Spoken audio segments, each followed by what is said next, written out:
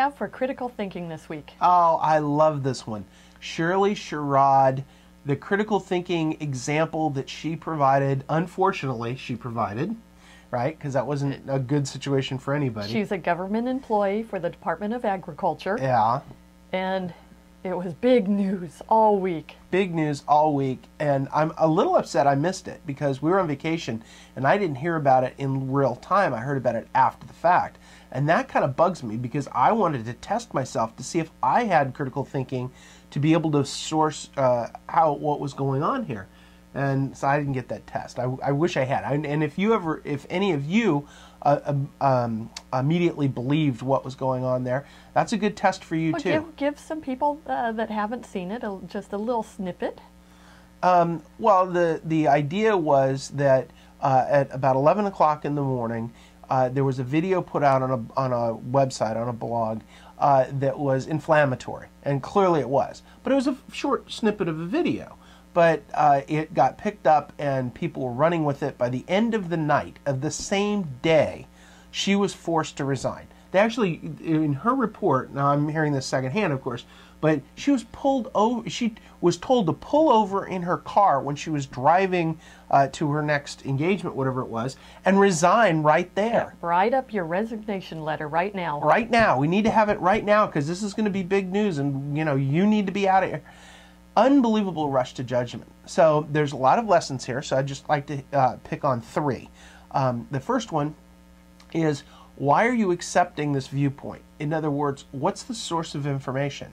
The source of information here wasn't the Wall Street Journal, the Economist, the Financial Times. It was a blog site. It's a blog site with a video that may have been edited and may have been old. You don't know. There was no critical thinking of the source of the information, and a lot of major news services ran with this. And so once you get the major news services running with it, a lot of people just believe it as being true. The second point is, why are we rushing to judgment? Why did the government officials rush to judgment, but why does everyone else? The government's usually slow. I don't understand. Within 12 hours or less? Less than 12 hours, they were all over this. It's like, why are we rushing to judgment? It makes no sense. So, when I tell all my clients, and I'm telling you, sleep on everything, every major decision, at least one night. In the morning, things often look different. And in fact, I won't take a client in our first meeting. They have to go home and sleep on it and think about the situation again and come up the next day or even a week later and say, okay, yeah, I've thought about this and really this is the way to go.